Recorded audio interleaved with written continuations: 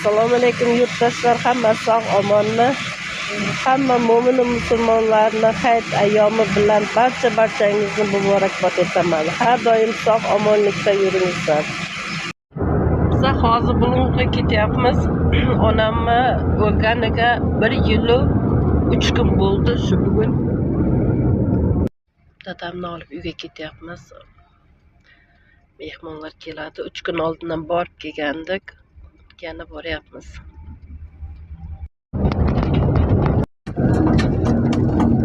Dada, kimlar keldi sizni ko'rishga? Ukalaringiz keldimi? Siz uchib ketdimi? Oppo, endi nima qilamiz, ha?